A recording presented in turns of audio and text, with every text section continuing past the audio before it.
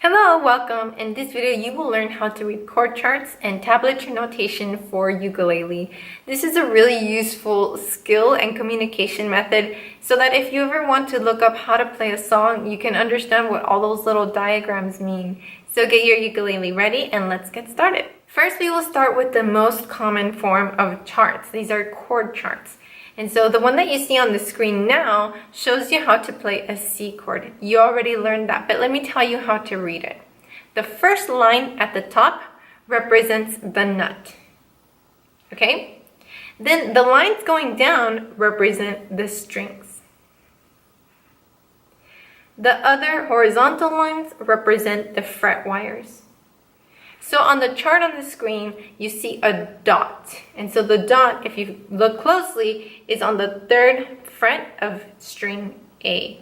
And if you were to put your finger on there, because that's what the dot means. The dot means put your finger there.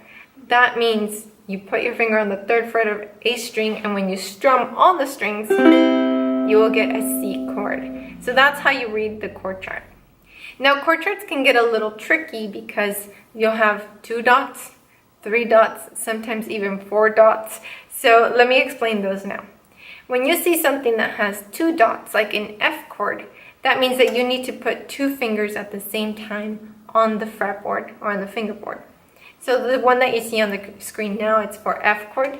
So that means I need to put 1 finger here on the first fret of my E string and another finger here on the second fret of my G.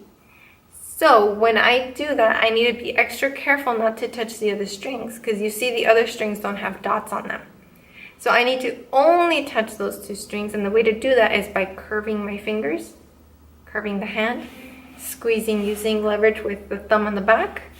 And then when I play that, I'll get an F chord, so it'll sound totally different to the first one, which was C. So now this one's F. And so that's why they have different names and they have different locations. So now let's look at one that has a half bar.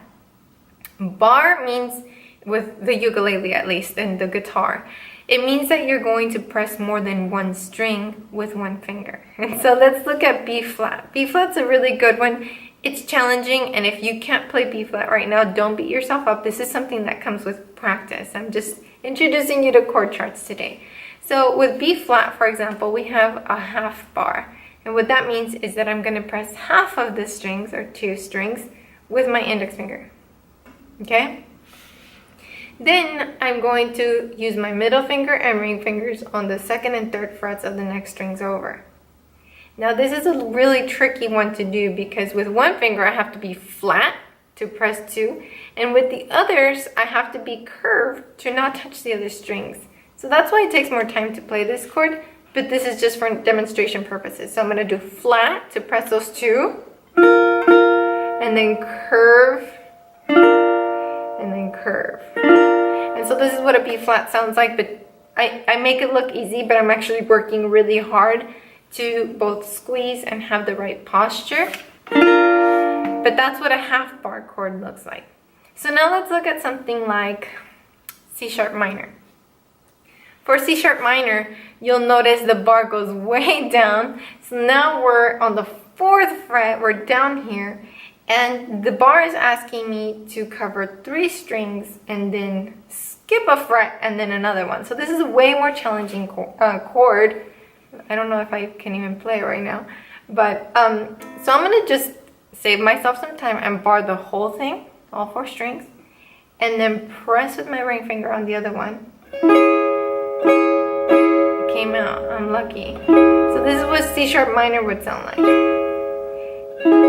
Yeah, there it is. And that's what it looks like on a chord chart. So that's how you read chord charts. But when you're a beginner, most of your chords will have 1, 2, and 3 dots. Usually not a lot of bars, and that's okay. Stick to those until you gain the skills and strengthen your hand, and then slowly start adding a bar chord at a time. So to review, chord charts help us read how to play chords. This is when we strum through all 4 strings for the most part. And the top line represents the nut. The other lines under that represent the fret wires. And the vertical lines represent the strings. The dots on the charts tell us where our fingers go. Okay, now let's talk about tablature notation. This one is a little tricky, but once you learn how to read it, you can read it all the time. So with tablature notation, we also call it tab, the first string or the first line is for A. And the reason that's tricky is that when we're holding our ukulele, A is at the bottom, but on tab, it's at the top. So the first line on tab is A. If we see a 0 on the first line, that means that we're gonna pick without pressing anything. That's what the 0 means. The 0 means nothing. If we see a 1 on that first line, that means we go to the first fret and only pick on that string. If we see a 2, then we're supposed to play on the second fret. If we see a 3, then we're only supposed to play on the third fret. Now, when you go to the next line, we also go to the next string. The next line is E. If we see a 0 on the second line, that means no hands, no fingers. You're just going to pick on E string. If you see a 1 on the second line, that means the first fret. Now here's an example.